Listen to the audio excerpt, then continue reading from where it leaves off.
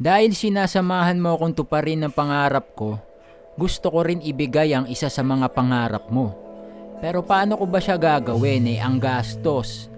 Kailangan ko mag-upgrade sa shop, kailangan ko mag-upgrade sa studio. Tapos may mga gamit pa akong binibili pang sarili at pang sayo. At kung ano-ano pa. Kaya ito talaga naisip ko, ang mag-ipon.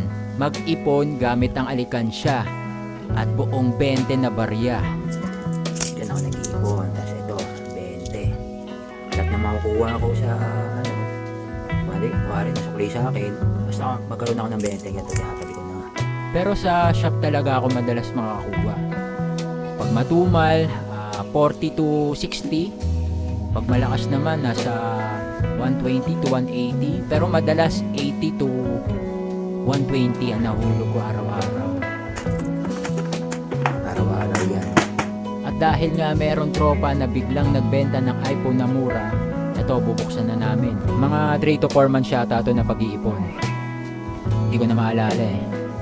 Dapat puno ito kaso lang may tropa nga na nagbenta ng iPhone na mura. Kaya grab na. Ang malaga magkaroon na siya at magamit niya na agad. Ipon na lang uli sa pangarap niya talaga na model ng iPhone. Yeah. Kaya sa mga may partner dyan, imbis na bawalan mo o kontrahin mo, suportahan mo ang pangarap niya. Kasi pag nagkameron yan, ikaw ang unang babalikan yan. Huwag ka na sana isa pang laban na kailangan niyang ipanalo. Huwag mo na siya kontrahin basta maniwala ka lang sa kanya. Sa pag-abot kasi sa pangarap parang gera yan Madugo.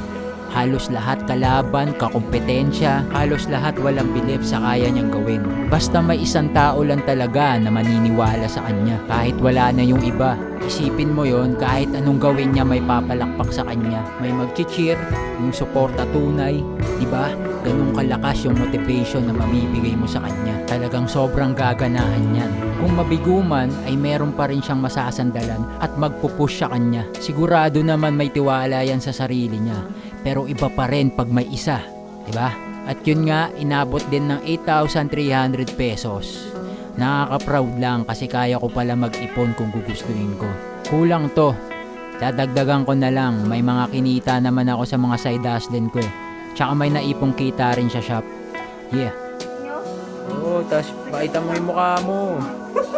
Hey, iPhone. Hey, huwag ka na umiti. Pakita mo yung mukha mo. Tuntua ka naman Wala na masipin ako Wala masipin tayo. Tuntua no? Hey, pangarap na.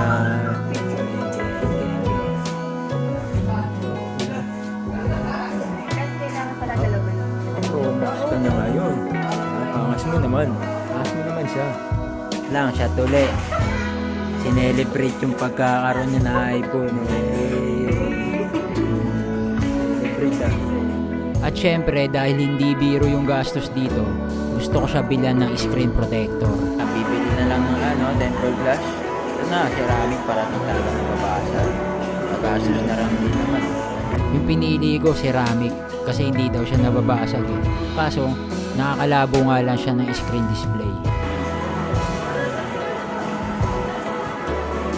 Tapos, cellphone case para talagang protektado.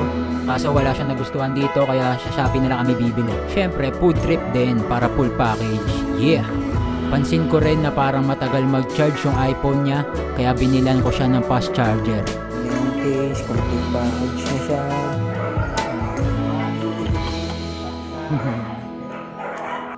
Napakaangas. Yun, hanggang dito na lang. Salamat sa panonood. Whoop!